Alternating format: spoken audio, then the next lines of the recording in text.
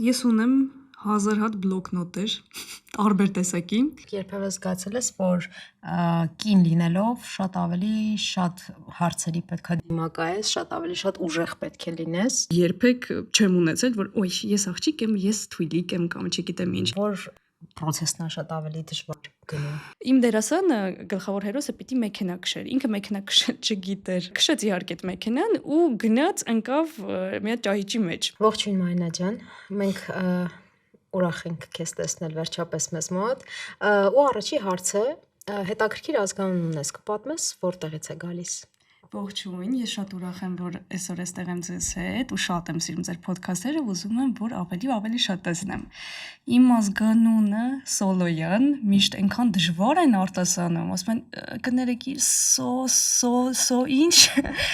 Ուրեմն իմ նախապապիկը Սոլոն եկել է Մուշից, իր եղբայրների ընտանիքի հետ արտագաղթել է ու երբ որ իրենք եկել են, ուրեմն իր եղբոր մի ընտանիքը մնացել է Շիրակի մարզում, իսկ ինքը իր ընտանիքի հետ տեղափոխվել է Մեծավան եւ այդպես սերունդներ են եղել եւ ծնվել եմ ես ու կրում եմ իր ազգանունը, իր շարունակությունն եմ։ Հետաքրքիր, պապիկի անունով։ Այո, նախապապիկիս։ Այսինքն Մուշեցի եմ, արմատներս Մուշից են։ Իսկ բանը մազերի գույնը էլի իմ պապիկից է։ Ուրեմն իմ հայրիկի հայրիկը եւ մայրիկիս հայրիկը, նաեւ հայրիկիս հայրիկի, այսինքն պապիկիս քույրիկը եւ իր մաման, այսպեսին են եղել։ Ես իմ ծնողների գեներն եմ շարունակում որպես այսպեսին է կարմրահայր ու նաեւ իմ եղբայրն է այսպեսին է։ Էլի գեներ, միայն գեներ։ Այսօր շատ հուզիչ օր էր մեզ համար, որովհետեւ գնացել էինք իր երթման արարողությանը։ Երջանիկ եկավ ու ընկավ մեր գիրկը, իսկ մամաս ու պապաս լրիվ ամպերի մեջ էին։ Ամենաշատը երևի ես էի հուզվել, հենց բարիս բուն իմաստով։ Այնպես որ իրեն բարի ծառայություն։ Մարինա ջան, դու կինո ռեժիսոր ես, չէ՞։ Այո։ Եվ ոնց է մասնագիտության մասին մի փոքր կներկայացնես։ Շատ բարդ, շատ դժվար, որովհետև կինո ռեժիսոր լինել նշանակում է միանգամից մի քանի բան իմանալ ու շատ խելացի լինել, ճանաչել աշխարհը ու ճաշակ ունենալ ամենակարևոր բանը, իմանալ դերասանների հետ աշխատել, քո ամենակարևորը քո գաղափարները տեղ հասցնել պատկերի միջոցով, աշխատել թիմի բոլոր անդամների հետ, յուրաքանչյուրի հետ ու ինչքան հստակ, այդքան ավելի լավ։ Եվ իհարկե ստեղծագործող մարդու կյանքը այդքան էլ հեշտ չի, ինձ թվում է Էլենը կփաստի դրա մասին, շատ հաճելի, բայց միաժամանակ, որովհետև դու անդադ ստեղծագործելու process-ների մեջ ես ու երբ որ լինում են պահեր, երբ որ ոչինչ չես նկարահանում, քեզ թվում է, որ դու խորը դեպրեսիայի մեջ ես ու որ քո բոլոր գաղափարները ավարտվել են, բայց իրականում այդ դադարը, երբ որ դու ունենում ես, դա այն դադարն է, որտեղից որ դուրս են գալիս շատ գաղափարներ ու ուզում ես մի անգամից ոգևորված անել, այսինքն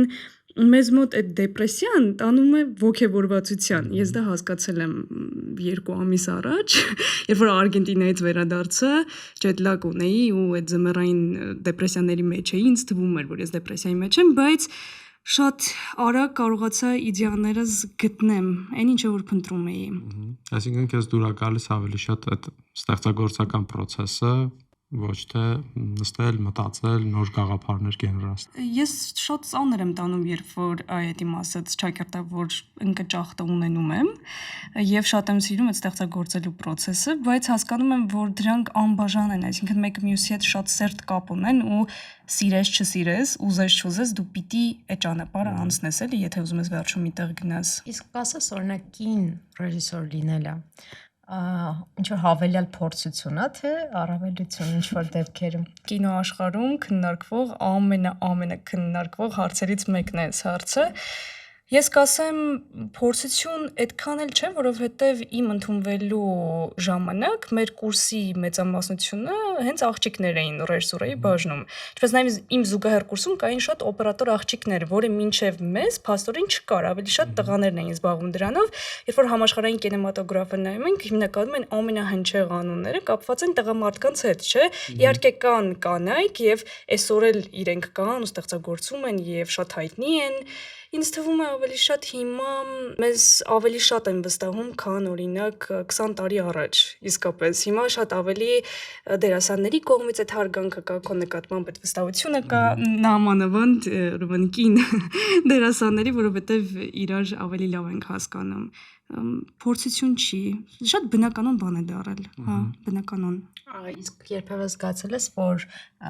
կին լինելով շատ ավելի շատ հարցերի պետքա դիմակայես, շատ ավելի շատ ուժեղ պետք է լինես,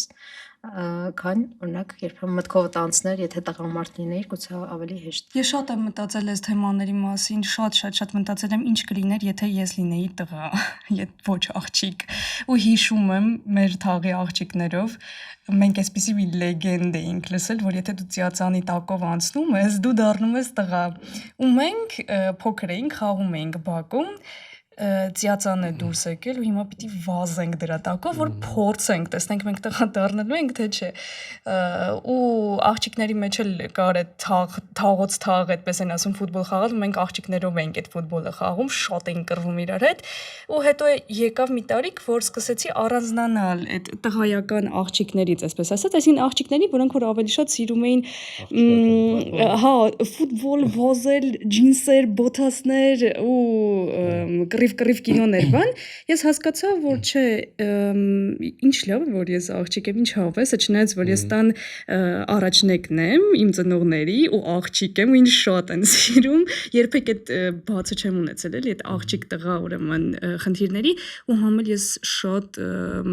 այդպես ընդվզող կերպար եմ ու երբեք չեմ ունեցել, որ ոյ, ես աղջիկ եմ, ես թույլիկ եմ կամ չգիտեմ ինչ, բայց հասկանում եմ, որ ես ունեմ իմ հուզական աշխարհը, այնպիսի մի բան, որը որ կոնկրետ աղջիկներին են բնորոշ եւ տղաները այնպիսի բաներ ունեն, որոնք որ մենք չունենք ու շատ հավես է, որ այդպես է, շատ ավելի լավ։ Ինձ հետաքրքրեց հասակ ծիածանին։ Ոչ։ Չասակ։ Մտքով իհարկե այո, բայց ծիածանի չասենք։ Այո։ Ոչ, ես ու Էլենը անցել ենք ծիածանի տակը, ոչ մի բան չի փոխվել։ Ոչ մի բան չի փոխվել։ Հանգստերի։ Ուրեմն կհամարենք, որ այո, ոչինչ չեմ կորցրել։ Քեզ ինչն է գրավել ֆիլմ արտադրության մեջ, որ որոշել ես դառնաս կինոռեժիսոր։ Չհասկանալը, չպատկերացնելը, թե ինչ է ֆիլմը ու չիմանալով ինչ է նշանակում ռեժիսոր եւ ինչ է նշանակում ռեժիսորը, որովհետեւ փոքր տարիքում ես իմ խնայողությունները վատնում էի CD-ներ առնելով, դիսկերը եւ DVD-ով նայում էի Disneyland-ի նկարահանած մուլտֆիլմերը։ Ես չէի տարբերում, որ կա անիմացիոն կինո եւ կա ֆիլմ կինո։ Ու ես մտածում էի, վաու, ես որ մեծանամ, ես պիտի դառնամ անպայման դերասան ու ես պիտի Disney-ի մուլտֆիլմերում նկարահանվեմ, անիմացիոն ֆիլմերում ուշադրություն։ Ու ես չգիտեի թե ինչ է ռեժիսորան առասրել, բայց ես երազում էի ֆիլմի մասին, երազում էի հայտնվել հեռուստացույցի մեջ։ Ու ես չգիտեի թե ինչպես են շարժվում, այդ ով է նկարում, ով է օպերատորը, բան, ու այնքան հարցեր ունեի։ Հետո իհարկե որ սկսեցի տարբեր խմբակների գնալ, թատերական խմբակների, դրանք ինձ շատ օգնեցին հասկանալ ֆիլմ արտադրության նյուանսները, հասկանալ որ կա ռեժիսոր եւ միգուցե պետք է ռեժիսոր դառնալ ու մի քիչ բադ բան կասեմ, բայց երբ որ նայում էի հայկական TV-ները, ես ասում էի երևի ինչ-որ մի բան փոխելու համար պիտի ես ինքս նետվեմ այդ ամեն ինչի մեջ, ես ինքս պիտի ինչ-որ մի բան նկարահանեմ, որ մարդիկ նստեն ու հեռուստացույցով նայեն, կամ չգիտեմ, հիմա արդեն YouTube-յան հարթակում նայեն, ու այդ ցանկությունները ինձ մղեցին, տարան դրան, որ ես գտա, ես ուզում եմ ռեժիսոր լինել, այդպես, այսինքն չիմանալով ինչ է ռեժիսորան, ես եկա հասա նրան, որ դառնամ, վերջը մեծանալու եմ դառնում ռեժիսոր։ Իսկ հիմա որ գիտես, ինչ որ պահ կա, որ դու փոշմանել ես կամ կփոխեիր։ Մամաս ինձ այս հարցը շատ է տալիս, մինչև այսօր համոզում եմ, որ գնամ ուրիշ համալսարան, գնա ուրիշ տեղ սովորի։ Բայց չեմ փոշմանել, հակառակը երևի ավելի շատ եմ ուզում անեմ, ինչքան էլ որ գիտեմ, որ սարսափելի դժվար է, սարսափելի բարդ է նամանավանդ Հայաստանում, երբ որ չկա կինոինդուստրիա, այնուամենայնիվ հաջողում են այն տեղերը, որտեղ որ կամ իմպերիաների, հա, շարունակությունները, որ ֆիլմ են ունեցել, հիմա այդ ֆիլմ արտադրությունը նորից էլի շարժման մեջ են, բայց գիտեմ, որ գլուխդ պատերով տալով պիտի մի բան անես ու երևի դրան պատրաստ եմ, դեռևս պատրաստ եմ, բայց միգուցե տարիներ հետո ինչ-որ մի բան փոխվի, չգիտեմ, հուսամ չի փոխվի։ Ամենադժվարը որ փուլն է թիմին, օրինակ երբ որ սկսում ես պատմել, կիսվել, հավատացնելը քեզ, թե որ արդեն բուն ֆիլմն ես նկարում, որ process-ն է շատ ավելի դժվար գնում։ Սկզբում իհարկե բարդ է, երբ որ քո թիմի անդամներին ես գտնում, դա ամենակարևոր բանն է, այսինքն եթե դու ուզում ես ֆիլմը տեսնես մեծ էկրանին ու իրականացնես քո երազանքը, քո իդեան, գաղափարները, հավաքում ես քո թիմին եւ հետո նկարահանման հրապարակում գտնվելը դա ուրիշ փորձություն է։ Այնպիսի բաներ են գլխիդ ընկնում, որ երբեք չէիր մտածել, որ կարող է լինել։ Այնպիսի բաներ, որ երբեք մտքովդ չէր անցնի, էլի։ Ես օրինակ իմ առաջին խաղարկային, ուրեմն կարճամետրաժ ֆիլմը, որ նկարահանեցի, իմ դերասանը գլխավոր հերոսը պիտի մեքենա քշեր։ Ինքը մեքենա քշել չգիտեր։ Եվ քշեց իհարկե այդ մեքենան ու գնաց ընկավ մի հատ ճահիճի մեջ։ Եվ մենք կանգնացրել ենք նկարահանումը, ես թողել էի այդ ամեն ինչը, իմ դերասանուհի, նույնիսկ դերասանը ուղղակի բոլորս հրում էինք, որ այդ մեքենան դուրս գար այդ ճահիճի մեջից, որ կարողանայինք ֆիլմը շարունակել, էլի։ Շատ, չգիտեմ, մեկ էլ շատ իդեալական եղանակ է ու ինքը հանկարծ որոշեց, որ պիտի իդեալական հիմա պիտի անձրև գա, պիտի կայծակ լինի, ամպրոպ լինի, այսինքն այդ պատրաստվածությունը ինչքան որ քեզ թվում է որ դու լիարժեք պատրաստ ես որ ունենաս քո տեսարանները մեկ այնպիսի բան կարող է լինել որ փչացնի քո տրամադրությունը փչացնի քո տեսարանը եւ դրա պատճառով շատ իմպրովիզներ անեք որը վերջում կարող է ստացվել շատ ավելի լավ վերջում փչացնի ամեն ինչ էլի այսինքն միևնույն նկարահանման հրապարակում լինելը երևի ամենադժվարն է բայց ամենահավեսը իմ ամենասիրած պահը այդ երևի նկարահանման հրապարակում աշխատելն է շատ ստրեսային շատ դեպքերում բայց սարսափելի չես կարողանում քնել դու գիտես որ վաղը պիտի ժամը 7-ին արթնանաս ժամը 8-ին օրինակ պիտի լինի մատորը հա բայց մեկ էլ զգում ես որ չես կարողանում քնել նախ շատ ուշ ես պարկում հետո այնքան բաներ է կատարվում մտածում ես չմոռանաս հանկարծ որովհետև դու գիտես որ պատասխանատուն դու ես ինչքան էլ ասիստենտ, ունես սուպերվայզերներ, ամեն ինչ ունես, բայց այդ անհանգստությունից ու լարվածությունից, որ այն իդեաները, որ դու մենակով մտածել ես ու գծել ես, թե ինչպես պիտի խաղա, ինչ պիտի խոսես դերասանի հետ այդ պահին, ամեն ինչը, թեկուզ եթե դու ունես կադրավորում, բայց շատ լարված ես, սարսափելի, չես կարողանում, ես չեմ կարողանում քնել, մինչև նկարահանումները վերջանում, ես շատ նիհարած եմ լինում։ Իսկ ասես օրինակ թատերական կրթությունը ինչ տվեց քեզ։ Շատ դասակարգված գիտելիքներ, որովհետև ինձ համար ակադեմիական գիտելիքը շատ կարևոր է, պարտադիր է ինձ համար նույնիսկ հիմա կան, չէ, այլ կրթական աղբյուրներ, ձևեր, ինքնակրթություն միշտ կա ու կա, բայց թատերական ինստիտուտը ինձ սովորեցրեց մի քանի կարևոր բաներ։ Առաջինը, եթե դու արվեստով ես զբաղվում, պիտի չամաչես բաց նյարդ լինել, բացել քո վերքերը ու մերկանաս քո հանդիսատեսի առաջ ու չամաչես այն մտքերից, որոնք որ դու արտահայտում ես, որոնք որ ուզում ես արտահայտես, բայց մտածում ես անես թե չէ։ Հետո իհարկե գիտելիքներ ֆիլմի շուրջ, ֆիլմարտադրության շուրջ եւ ճաշակի զարգացում, որովհետեւ իմ սիրելի վարպետի Հարություն Ազարյանի հետ մենք շատ երկար ճանապարհ ենք անցել ու ինքը իմ մեջ դրել է այդ գիտելիքները, ճաշակը, ոնց կարողանաս այդ գործիքները օգտագործես եւ իհարկե լավ ընկերներ վերջում։ Իսկ մի բան կարող ես նշել, որ շատ տես թանկագին ինչ-որ մի երևույթ է տարիներից քեզ հետ, որ ամբողջ կյանքում իրան տանելու ես։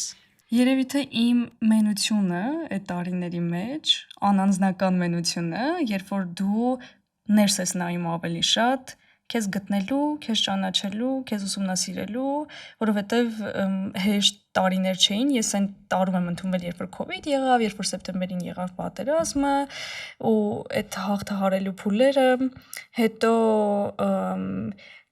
ամեն տարի քո ճաշակի զարգացումը, ինչ թեմաներից էիր դու խոսում առաջին կուրսում, երկրորդ կուրսում, երրորդ կուրսում ու ի վերջո չորրորդ կուրսում դու ինչ ես անում, որովհետև դիպլոմային աշխատանքը սովորաբար համարում են քո անձնագիրը, որպես ռեժիսոր, որտեղ որ երևում է քո ճաշակը, քո մտածելակերպը եւ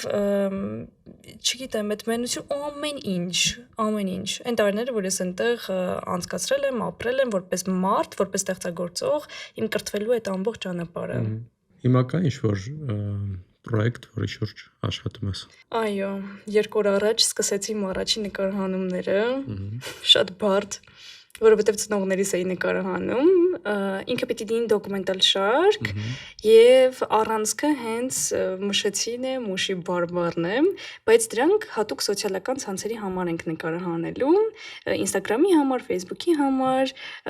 TikTok չեմ մտածում, որովհետեւ այդքան չեմ սիրում, չգիտեմ, մի քիչ TikTok-ի նկատմամբ ուրիշ զգացողություններ, զգացմունքներ ունեմ, այդպես եւ ծնողներիս էի նկարահանում, չգիտեմ չհակերտներ բացեմ թե չէ, լավ կբացեմ, քանի որ ձեզ եմ հիշում եկել, քանի որ իմ եղբայրը գնաց ծառայության հունվարի վերջին ու ես այդ օրերի ընթացքում սկզբնական փուլում երբ որ ինքը գնացել էր ու բացակայում էր տնից, տեսնում էի իմ ծնողների ապրումները ու մտածում էի ինչ անեմ, գրեմ սրա մասին օրագրի տեսքով, զուտ իմ հիշողությունների համար որ հիշեմ, թե նկարահանեմ, եթե թույլ տան։ Ու ես վախենում էի իրենց ասել, որ գիտեք, ես ուզում եմ ձեզ նկարեմ։ Չասացի, վերադարձա քաղաք, օրեր անցան, զանգեցի, մտածեցի, որ զանգով շատ ավելի հեշտ կլինի, քան եթե ես նայեմ իրենց աչքերի մեջ ու հարցնեմ։ Իհարկե մաման ընդդիմացավ, որովհետև դե դրանք շատ ինտիմ պատմություններ են, քո անձնական զգացողություններն են, քո որդու հետ կապված, ամեն հիշողություններ ու ամեն ինչ հետ կապված։ Իրենք համաձայնեցին, papas ավելի հեշտ, զարմանալիորեն, ու երբ որ իրենց նկարում էի, այնքան թեթև ու հեշտ անցավ, իրենք այնքան անկեղծ էին, ես զարմացել էի, որովհետև շատ վախեր ունեի, բայց այդ վախերս անցան ու այսօր եմ նկարահանել երթման արարողությունից, այնպես որ շատ գեղեցիկ, շատ հուզիչ ինձ թվում է, բայց միաժամանակ շատ ուժ տվող պատում է սպասվում։ Այդ իմ էպիզոդներից մեկն է, որովհետև ինքը պիտի լինի ֆիլմաշար, մի քանի մասերից բաղկացած ու ամեն մի էպիզոդից հերոսը ուրիշ մարդ է լինելու։ Այդպես, բայց առանցքը հենց մուշի բարբարն է, ես եմ իմ հիշողություններով։ Հիմա այս հարցից խնդրում եմ մուշի բարբարով պատասխանես, հա։ Օրինակ լռությունը քո կադրերում, քո ֆիլմերիդ մեջ, որոնք որ ես դիտել եմ ամեն դեպքում, այդ լռությունը կա։ Դու ոնց ես փորձում այդ լռության մեջ էներգիան, ճիշտ էներգիան այնպես կառուցել, որ դիտորդը ճիշտ նույնը զգա ինչ որ դու պատկերացրել ես։ Նախ շնորհակալություն այսպեսի կարծիքի համար, այդ ինձ համար կարևոր էր։ Ինձ թվա այդ եկերը էներնից, որ ես փոքր տարիքից մենձծերի մեծ բնության մեջ եմ։ Ես ապրել եմ այդ լռությունն,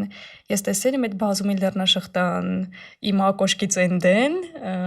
ու ես շատ իմ քելի այդ բնության մեջ են, այդ լռության մեջ են, ու տեսել եմ այդ լռության մեջ են կյանք, այսինքն ինքն հանդարտը, կայնուկը, քզի թվա որ ինքն չկա, բայց իրականում ինքն կա, ու երևի այդտեղից իմ մանկությունից եկի, որովհետև ռեժիսուրան իմ համար մանկությունից եկուկ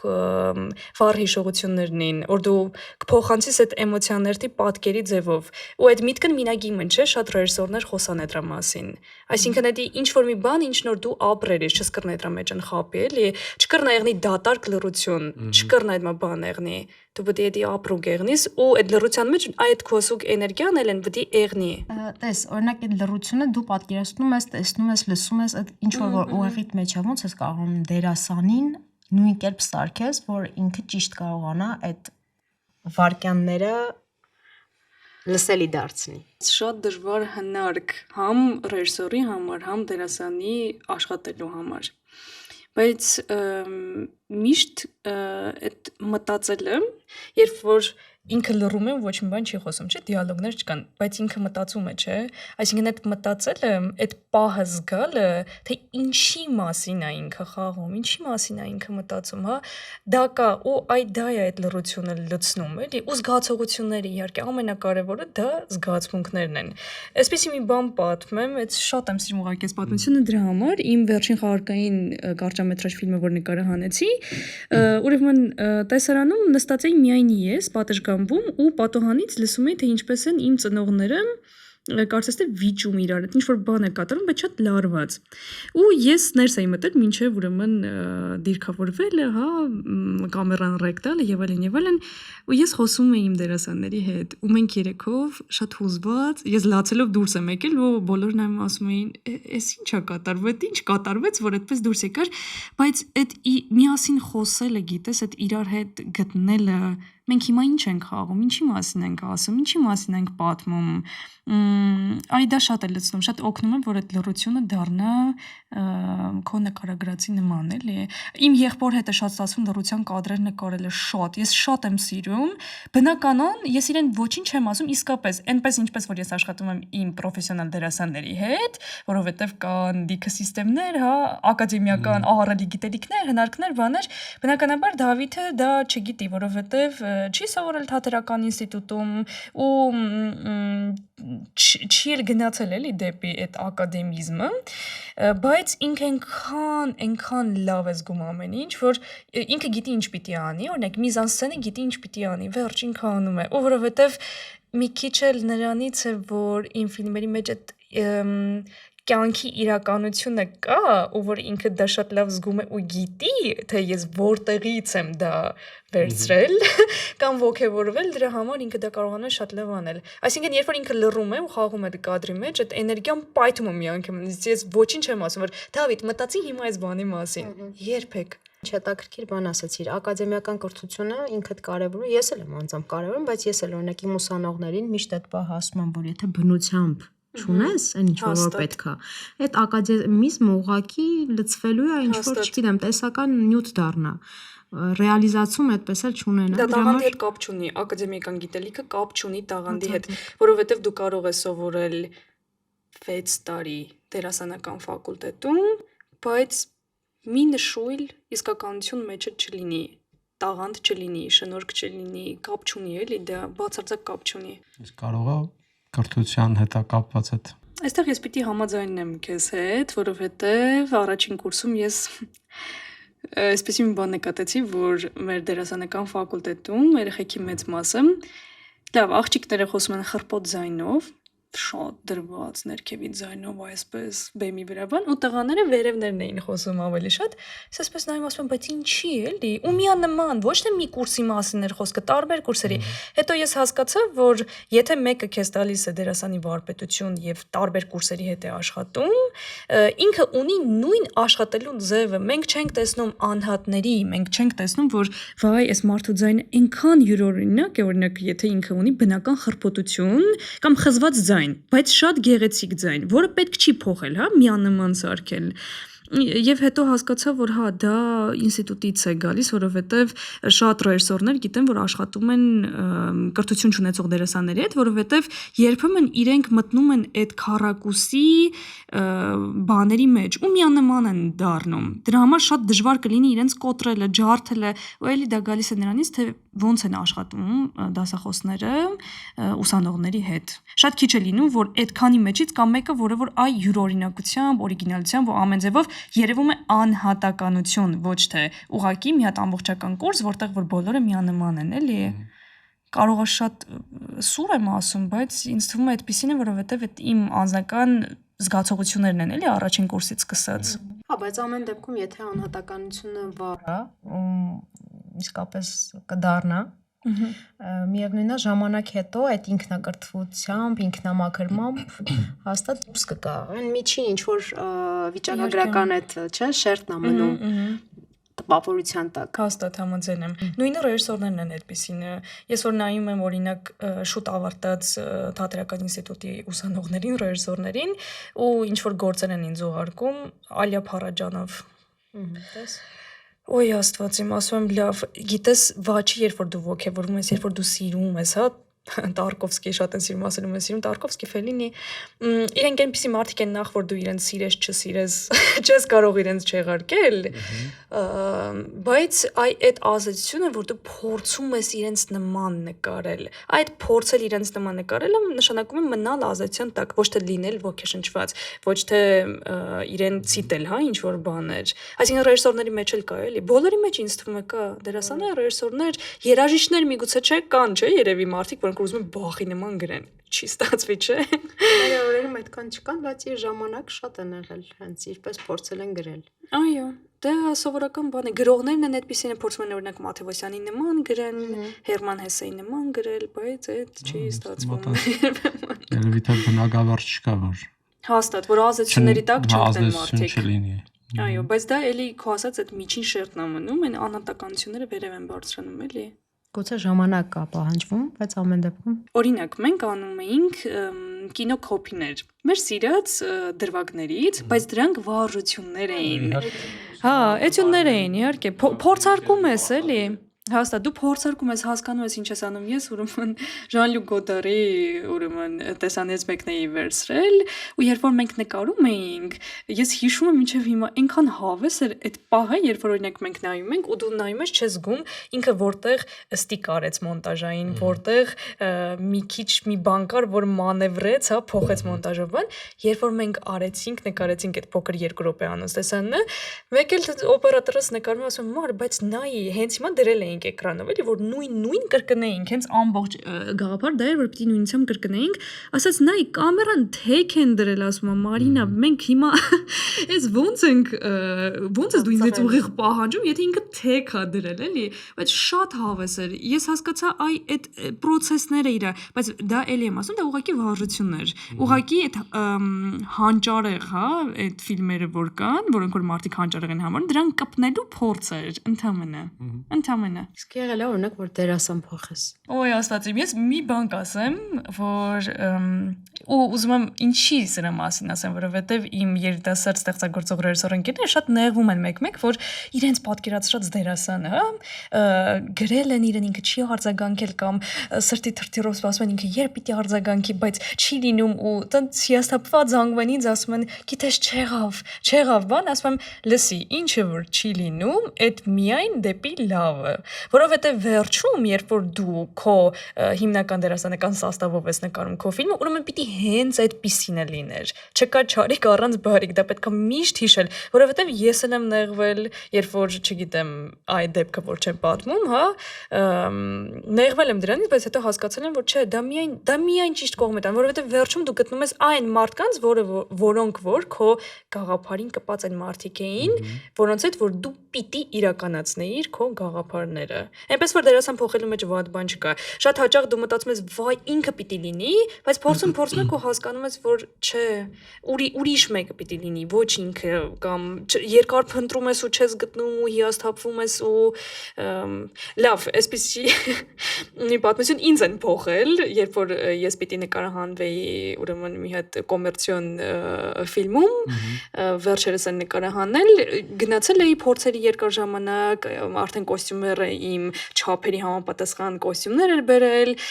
ես պիտի երկրից մեկնեի, բայց չգնացի այս պրոյեկտի պատճառով բան, ու երբ որ արդեն պիտի շատ քիչ էր մնացել, որ նկարահանման օրը մոտենար, ինձ զանգում են պրոդյուսերական խմբից ու ասում են շատ կներես Մարինա ջան, բայց մենք քեզ պիտի փոխենք։ Այսինքն այսպիսի բաներ են լինում, էլի դրա համար միշտ կնքեք պայմանագիր։ Այդ խորհուրդ։ կոստյումները տվեցին հետո։ Ինձ ուրիշ դերասանով, որը երբ մարմնավորեց իմ կերպարը։ Լինում են, որ հենց նկարահանման ընթացքում օպերատորին են փոխում։ Նկարահանման ընթացքում։ Հա, Մյուս օպերատորը ցալիս ասած վեկալմա կամերան։ Կուբրիկի հետ էլ է եղել նման պատմություն, փոխել է հենց իր գլխավոր բեմադրող օպերատորին։ Ինչ ասես կլինի երեխեք, ինչ ասես։ Լավ, օրինակ, որ ամենաառաջին sense ոնց որ ասած վարքյաններն են քո գաղափարը երբ քեզ այցելում, ահա։ Այդ ժամանակ քեզ ինչ օգնող բարագաներ պետք է ունենաս, չգիտեմ, գրի ես առնում կամ ասենք երաժշտություն ես արագ միացնում, որ ավելի տենց այդ ընթացքը սահմանապահովես, ոնց է քո մոտ կատարում այդ process-ը։ Ես ունեմ 1000 հատ բլոկնոտեր, տարբեր տեսակի, ու միշտ սիրվում եմ գրիչով գրել բլոկնոտի վրա։ Առաջին կուրսում ավելի զարգացած էի, միանգամից նոթբուքով էի գրում, բան, մի անգամ Word-ս բացում էի, միանգամից գրում էի, բայց հիմա սիրում եմ գրեմ, ջնջեմ, գիծ քաշեմ իր վրա, մի բան ավելացնեմ, փոխեմ, իսկ երաժշտությունը միշտ, որովհետև երբ որ ես սցենարի վրա աշխատում եմ, կոնկրետ այդ ֆիլմից երաժշտական playlist-ը ունեմ ու դրանց տակ աշխատում եմ, որովհետև դրանք շատ են օգնում տրամադրության համար, իհարկե իրենք ֆոն են, այնպես չի որ օրինակ այդ երաժշտությունը օգնում է, որ դու ինչ-որ մի բան մտածես դրանից, բայց ինքը մի հատ տիեզերական ձայն է, միջավայր, որը որ քեզ օգնում է ավելի խորը մտածել այն ինչի մասին, որ դու մտածում ես, այսինքն ինձ պետք է բլոկնոտ, գրիչ ու playlist։ Դու որ ոճն ես նախընտրում։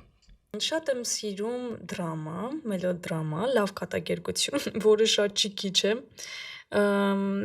Երևի magical realism, այդ մոգական ռեալիզմ, գրականության մեջ եմ շատ սիրում, ֆիլմի մեջ եմ շատ սիրում։ Երբ որ այն ինչը որ իրականությունն է, քեզ թվում է որ դա սարսափելի ֆանտաստիկա է, բայց դա իրականում իրականությունն է։ Ունենք Գաբրիելա Գարսիա Մարկեսի գրականությունն այդպեսին է, ֆիլմում Թերենս Մալիկին եմ շատ սիրում, որովհետև այ ինքը այդ մոգական ռեալիզմ ոճի ամենավառ ներկայացուցիչն է, իր փիլիսոփայությամբ, մտածողությամբ, թեմաների ընտրությամբ, կադրային մտածողությամբ ամենակարևորը էլի, եւ իհարկե խորքով թե ինչ ասելիք ունես ու ոնց ես դա իրականացնում ես բարդ, հա, բլոկբասթերային, կոմերցիոն ֆիլմարտադրության մեջ։ Այնպիսի մի ոչ, որ հենց ասում եմ մոգական ռեալիզմ, միանգամից ասում ես Թերենս Մալիկ։ Ես ամեն դեպքում մի հատ կուզենամ ավելի ճշգրտեմ այս պահը, կան թե ֆիլմեր, որ երաժշտությունը հանում ես ու զգում ես, որ գնաց 90% էմոցիայի, կասես քո ֆիլմերում, քեզ համար, ես ունեմ կարծիքը քո ֆիլմերի հետ կապված, ես քեզ համար այդ քանի տոկոսն է, որ երաժշտության վրա ես, կոպիտ ասած, հույսը դնում։ Չեմ դնում, անկեղծ եմ ասում։ Ես այս վերջերս մտածում էի, ասում էի Մարինա ջան, քո ֆիլմերի մեջ չկա երաժշտություն։ Ես էլ եմ ասում, չկա երաժշտություն։ Գիտես, չկա, ես չգիտեմ այդ որտեղից եկավ, հա, օրինակ այդ իմ առաջին խաղաղարկային կարճամետրաժի մասին որ խոսում եմ, կոչվում Գարնան առաջին մեծ լվացքը, իդեպ YouTube-ումս կա, այ այդտեղ չկա ոչ մի բան։ Չկա երաժշտություն, այդտեղ կա միայն բնության ձայներ, բնական ձայներ։ Ես երկար փնտրել եմ, շատ երկար, երևի մի շաբաթից ավել դրել եմ, իմ սիրած կլասիկ գործերն եմ լսել, մտածում էի, կլասիկան կսազի սրա հետ։ Հետո մտածեցի, չէ, միգուցե պոստմոդեռնիզմը, ժամանակակից ինչ-որ մի հատ բան գտնեմ, էլի կլասիկային մոտ, էլի չգտա ու ես վերջում հասկացա, որ իրեն ուրեմն պետք չի երաժշտություն։ Իսկ ով ասաց, որ պիտի օրինակ ֆիլմը լինի երաժշտությամբ։ Չէ, ես ընտրեցի բնական ձայները, էլի, ու էլի ֆիլմեր ունեմ, որտեղ որ երաժշտություն չկա, տոտալ բացակայում երաժշտության, բայց վերջին ֆիլմաշարս, որ արեցի, մեր մանկության բակային խաղերը, որի թիզերի երաժշտության հեղինակ այս ճկնաղ անձնավորությունն է, այդտեղ հիշում ես, որ միասին խոսում էինք, մենք շատ էինք ուզում, որ այդ մանկության այդ համն ու հոտը լինի ու մեր ներքին զգացողությունները, թեկուզ մի քիչ նոստալգիա, թեկուզ այսօրվա, որ ոչինչ չի կորել, էլի նույն ձևով իջնում ենք, խաղում ենք բան, բայց այդ կարոտը ունենք այդ ամեն ինչի նկատմամբ։ Այդտեղ պարտադիր պետք էր, իսկ մյուս տեղերում, որ այդ իմ 9 էպիզոդների համար, որ ես փնտրում էի, էլի շատ երկար փնտրում էի, ու այդ փնտրտուքներս իրականում չի եղել մի քիչ անցյալի հին երաժշտական այդ playlist-ների մեջ, այլ այսօրվա սերունդի։ Իրենք ինչ են լսում, ես 3:33 եմ նույնիսկ դրել իմ էպիզոդներից մեկի ժամանակ բան, ու այդպես էլի, այսինքն այդ արդեն լրիվ ուրիշ ընտրության հարց էր, այսօրվա սերունդի հետ կապված բան, ու էլի շատ քիչ են, իրենք շատ չեն, շատ պստիկ ինչ-որ մի հատված, որտեղ որ ես ոչ թե ուզում եմ, որ դրանով ինչ-որ էմոցիաներ փոխանցեմ, եւ եթե ես իրեն հանեմ, իմ էմոցիաները կկորեն, այլ ռիթմի, տեմպի եւ մոնտաժային հարցերի համար։ Գործիք եմ օգտագործել էլի իրեն, ոչ թե որ հանեմ ու բանդակը չմնա։ Եվ հետո ասում եմ, որ ֆիլմեր կան, որ եթե երաժշտությունը ֆիլմից անկախ է ապրում, ուրեմն վերջ, դա չի կարող լինել ֆիլմի սաունդթրեքը կամ սաունդթրեքերից մեկը կամ ընդհանրապես չի կարող լավ լինել, բայց ես դրա հետ համաձայն չեմ։ Այսինքն, եթե ինքը այնքան հուզիչ, ազդեցիկ տպավորություն ունի քո վրա, որ դու իրեն լսում ես ֆիլմից դուրս, այդ նշանակում է, որ ինքը ստացվել է, այո, եւ շատ հազար բան է, ոչ թե որ, չէ, առանձին եմ լսում, ուրեմն ֆիլմի հետ չսազեց։ Չկա այդպեսի բան։ Կասես օրինակ երբևէ բախվել ես բուլինգի երևույթի հետ։ Ես չեմ ուզում ասել որպես կին ռեժիսոր, չեմ ուզում այդպես մարանեմ, առհասարակ։ Հա, իհարկե բախվել եմ, ոնց կարող եմ չբախվել, մազերից նայ։ Եվ լուրջ դա գլխավոր Մարդիկ գնում են, գունաթափում են, ջանքեր են թափում, որպեսզի ունենան ճիշտ քո մազերը։ Փոքր տարիքում այդ բաները ինչ է կատարվում, մի հատ պատմի։ Ես ունեի մականուն շատ վատ ինձ ասում էին ժանգոտ, պեպենոտ, տխրում էի, լացում էի անդադ գնում էի, օ դե պեպենոտ մարդիկ պեպեններով չեն ծնվում, սիրելիներ, պեպենները առաջանում են տարիների ընթացքում։ Ու երբ որ իմ սպիտակ մաշկի վրա մեկել քիթիկից վրա մի քանի հատ ավելանում էր, հետո այտերից վրա էր ավելանում, գնում էին այմ ասում էի, Աստված իմ խնդրում, չէ, էլի ասում խնդրում, չէ, վաղ էին սպասվում, ավելի մեծ ստրես, ավելի մեծ պայքար, որ ես ոնց բացատրեմ, որ սա պեպեն է, որ սա մաշկային հիվանդություն չի, բան։ Մոտիկից նայում է, ինչ եմ հասկանում։ Իրենք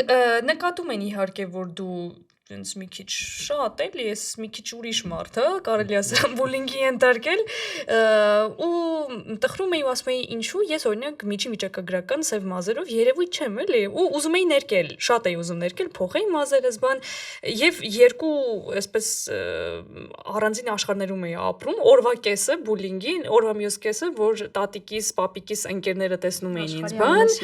ոայ, գիտես, բալաջան, որ հնում հայեր այսպեսին են եղել քեզ նման կապուտաչա, ես կապուտաչկեր չունեմ, բայց մերոնք ունեցել են հնում ու պապիկիս որ ճանաչում էին, ասում էին, օй, դու հաստատ Ռուդիկի թոռը կլինես, որտեվ դու իր քթից թռած ես, բան, առանց անուն ազգանս իմանալ, միանգամից իմանում էին ում թոռնույնն եմ, ու մտածում էին, որ ես տիկնիկ եմ, որ չգիտեմ, ինչ որ գեղեցիկ երևույթ եմ, բան, բայց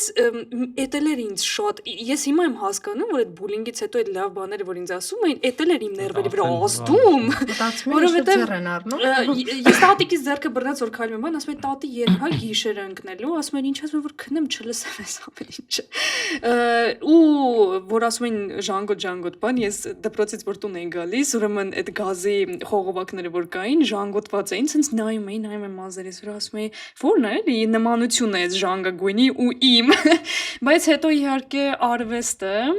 եւ այն մարդիկ, որոնք որ ինձ ասում էին ոսկե ծամիկ, այդ ամեն ինչը իմ մտահոգությունները մաքրեցին, գնացին, ես սկսեցի ինձ ընդունել, հասկանալ, որ ես այսպեսին եմ, վերջ չկա ուրիշ ճանապարհ, մամաս ասում էր, նեղվում ես պեպեներից կգնանք օպերացիա կանենք։ Հետո ես նստեցի, ես այդ մտքից վախեցա ու այդ ժամանակ ես ինձ ընդունեցի, որ չէ, պետք չէ, ես ոչ մի բան չեմ ուզում անել։ Հետո որ պապիկս էր, հետո որ եղբայրս այսպեսին է ծնվեց, բան ունել էլի, մենակ չեմ։ Շանս որ հաստատ եղբորս էլ են այդպեսի բան ասել, ես վերջերս դասընկերուհիներից մեկը իրան ասել էր աշնան տերև, այդ չքնաղա։ Իմ ժամանակ այդպեսի կոմպլիմենտներ չկային, որ ասեն աշնան տերև, ես Կարել է։ նորությունն է ինչ որ, բայց եղբայրս ինչ սիրուն բան է, չի սիրո խոստովանություն։ Տես այդ Հա, համարյա ասել է արի։ Չի հասկանում։ Իսկ դու Դավիթը սխալ է հասկացել։ Չէ, Դավիթի վրա դա ազդում էր, այդ ոնց որ իմ վրա էր ազդում այդ լավ բաները, ասում եմ, հիմա աշնան տերև, բայց ես շատ էի սիրել։ Հիմա մեկ ասում եմ, ոնց է աշնան տերև, ինքը էլի դրանից պայթում է, բան, բայց հա, ու երկնքից ընկավ 3 խնձոր, էլի։ Ես սկսեցի ինձ ընդունել։ Շատ լավ։ Դու տանն ես ռեժիսոր։ Քանի որ կինոն պատկերային արվեստ է, որովհետև մենք առաջին հերթին իրեն տեսնում ենք, չէ, էկրանի վրա, եւ կա կոմպոզիցիա, համաչափություն, գեղեցկություն։ Ես միշտ իմ գրքերը դասավորելիս կամ մեր նկարները, որ պատերին կպցրած են, կտավները, բան, գնում եմ ուղղում եմ, որ իմ աչքին ամեն ինչը լինի այդ սիմետրիան, ու քանի որ մարդիկ սիրում են պատմություններ պատմել, դեռ հին ժամանակներից այդ լեգենդները, չէ, առասպելները, էպոսները, իսկ ֆիլմը պատմություններ պատմելու դրսևորումների ձևերից մեկն է, որը իդեպ մեր ժամանակների ամենա երևի հավես տարբերակներից մեկն է պատմություն պատմելու։ Ու ես մտածում եմ տանը ամեն ինչը որ իմ մոտ պատմության հետ կապ ունեն, հիշողություններ կամ ինչ որ հաճելի մի պատմություն, որ ես այդ առարկան կապված է դրա հետ, ես այնպեսի տեղերում եմ դնում, մտածելով որ եթե իմ ընկերները գան մտեն հարցեն, «Էս ինչ է», ես այդ պատմությունները պատմեմ։ Այսինքն այդ ռեժիսորան դրսևորվում է այդ պատմություններ պատմելու ցանկությունը, ես իմ տան մեջ ինքս իմ շուրջը դա կառուցում եմ, էլի, որ այստեղ պիտի սա պատմեմ, սա էս պատմություն ունի, սա էս պատմությունը ունի ու ամեն ինչ այդ էսթետիկայի մեջ եմ դասավորում։ Եղել է, որ ֆիլմերից հետ մեկի ժամանակ գնաս տուն ու հասկանաս, որ չես կարող ես շարունակես։ Չէ, հակառակը, ուզում եմ ավելի լավ անել, ուզում եմ ավելի պրոֆեսիոնալ լինել, ուզում եմ ավելի հասկացված լինել, լավ իմաստով, ոչ թե պարզունակ պարզ, այլ որ չգան ասեն, լսի, բայց գիտես, այս բանը տենց մի քիչ չհասկացա։ Հա, ես հասկանում եմ, բայց Եղել է որ մի անգամ դիտումից հետո դուրս գամ ու գնամ այս դեմքով նստեմ ուղղակի սուրճ խմեմ որ մոռանամ այդ դիտումը ինչ-ինչ տեխնիկական պատճառներով ոչ մի բան չի ծաղիկները գրկած ես մինչև հիմա հիշում եմ ամառ թեթև քամի ծաղիկները գրկած սուրճով նստած ու շատ տրակած տրամադրությամբ ինչը չի օգնում որ դու դա մոռանաս էլի բայց ես այդ բանը շատ եմ սիրում որ նստում եմ հանդիսատեսի հետ միշտ մտածում եմ ինչ անեմ կարող է դուրս գամ դահլիճից էլի թողնեմ իրենք նային հետո գամ միանամ իրենց բան բայց հետո ասում եմ չէ ես էլ եմ ուզում տեսնեմ իրենց հետ զգամ ինչ խոսեցին ինչ փսփսացին իրար ականջի ինչ ռեակցիա տվեցին հավանեցին թե չէ կուզենան վերջում ծափահարեն թե չէ ու լիքը ինձ համար այդպես շատ դաժան փորձառություն է դա շատ դաժան որովհետև նստում ես լարված ու մեկ էլ զգում ես որ դու մրսում ես որովհետև այս այն պահը չի որ դու մենակով քո թիմի հետ նստած հա քննարկում եք խոսում եք կամ չգիտեմ ցույց ես տվել քո ընկերներին չնայած որ դա էլ է շատ լարված բան որովհետև իմ ընկերները շատ սուր են էլի ու իրենք շատ անկեղծ կարող են քեզ ասել այս ինչ բան դեմքիդ շպրտեն ինչ բան ասեն չէ հավես էր սկսում ես մրսել բայց այդ զգացողությունը ամենահավեսն է որ դու հանդիսատես հետ նստած վայելում ես մի բան որի համար որ շատ տանջվել ես ու երբ որ իրենք ընդունում են ու ես այդ ծափերից հասկանում եմ որ նստվածք տվեց թե չէ այդ ամենահավես զգացողությունն է անցյալ տարի Ոսկե Ծիրանում երբ որ մեր ֆիլմի պրեմիերան տեղի ունեցավ ավարտվեց ենթագրերը գնացին պաուզա էր լռություն ու ես ասում եմ Ես ինչ եղավ, որովհետև շորթերը միասին են ցույց տալիս, ամեն շորթերը դիտելուց հետո միշտ դա հարգանք է, հավանես չհավանես, կարող ես ապարել, բայց ես հասկացա, որ իրենց մեջ ինչ որ մի բան նստել էր, ու այդ նստվածքից էր, որ պետք չէր մի անգամից, հա, տենց քո, հա, էմոցիաները ցույց տալ, այլ պետք էր այդ մի հատ վերջացնել, հանգստանալ ու նոր։ Ու այդ ծափահարությունները ծանր էին, լավ իմաստով, ու ես հիմա կարող ենք դուրս գալ։ Այդպես շատ հավես էր էլի, այսինքն հիմնականում դրական, ինչքան էլ ինչ ուզում է լինի, ոնց ուզում է լինի, ինչ հարցեր ուզում են տան, որովհետև ֆեստիվալների ժամանակ մարդիկ կան, որ այ կներեք, հա իսկ դուք ու սկսում են այդ բան հարցերը տալ, որ դու չգիտես պատասխաններ չպատասխանես, բայց մեկ է այդ զգացողությունը, այդ զգացմունքները, որ գնաս ու ավելի լավը դառնաս, գնաս ու ավելի հավես երևույթ դառնաս կինոյի մեջ։ Որոնք են քո սիրած 5 ռեժիսորները։ Թերենս Մալիկը, ասացի, մոգական ռեալիզմի պատճառով եւ ամեն ինչով։ Սիրում եմ Սոֆիա Կոպոլային, որովհետեւ այդ քո ասած կին ռեժիսորի ներքին զգայական նրբությունների համար Ջիմ Ջարմուշին իրեն շատ եմ սիրում իր հեղինակային կինո անելու կարողությամբ ունակությամբ սիրում էի Լարս ֆոն Տրիերի 14 տարեկանում ընդ որում Քրիստոֆեր Նոլանին եմ սիրում բլոկբասթերային բայց միաժամանակ իր հեղինակային տարերի համար կինոյի մեջ Հիմա կիմանանք Մարինայի սիրած 5 ֆիլմերը The Life of Tree Թերենս Մալիկի ֆիլմերից մեկն է, Կենաց ծառ, այդպես է կոչվում։ Կոպոլայի Lost in Translation։ Ես բարկանում եմ, այդպես է կոչվում, անգլիացի ռեժիսորի կողմից 2025 թվական, իդեպ 2025 թվականների մեջից իմ ամենասիրելի ֆիլմերից մեկն էր, որովհետև ես ամբողջը դրել նայել եմ, այդ շատ հավանել եմ այդ վերջին ֆիլմերից։ Շատ տպավորել էր, երբ որ կինոթատրոնում նայեցի Պարտենոպը, դա Պաուլո Սորենտինոյի ուրեմն նախավերջին ֆիլմն էր, այդ որ դուրս ես գալիս ու քեզ զգում ես գեղեցիկ։ Երևի այդ ազդեցությունից էլի, որ գեղեցկության մասին էր այդ ֆիլմը ու եւ դերասանուհին էր շատ գեղեցիկ։ Դուրս ես գալիս քայլում ես ասում ես, վայ, ինչ սիրուն եմ։ Ես այդպես էի մտածում, չգիտեմ, ինձ վրա շատ մեծ ազդեցություն էր թողել գեղեցկության տեսանկյունից։ Ես շատ եմ նայում, մեկ-մեկ որ հավեսս տալիս է կրկնություն եմ անում Բրիջիթ Ջոնսի օրագիրը։ Շատ հավես է։ Իմ երևի սիրած ամենայն կոմերցիոն ֆիլմերից մեկն է, ինչու ոչ բլոկբասթերային ֆիլմերից մեկը, որտեղ որ բան կա, էլի, այդ աղջիկը հոգեվիճակը կա, միամտությունը կա, վատ իրավիճակներում, որ անկախ քեզնից ընկնում ես ու այդ ամոթխացության այդ բաները, էլի, սիրում եմ Բրիջիթ Ջոնսի օրագիրը։ Վերջին հարցի քույր հարցն էլ տամ։ Սիրելի դերասան եւ դերասանուհի։ Իմ ամենասիրելի դերասաններից Դենիել Դեյ-Լյուիս Երանի մի օր իրեն կարողանամ տեսնեմ Թոմ Հիդլստոն որի նկարը արդեն 6 տարի է իմ հեռախոսի էկրանին է եւ շատ եմ սիրում Colin Firth-ին Երևի էս այդ իրենք են, որ շատ երազում եմ իրենց տեսնեմ, որովհետև իրենց շատ եմ հավանում այդ իրենց էլեգանտության, ինտելեկտուալ գեղեցկության համար։ Ջուլիանա Մուր, էլի ինտելեկտուալ գեղեցկության էտալոն չափանիշ, Թիլդա Սուինթոն, էլի իր բոլոր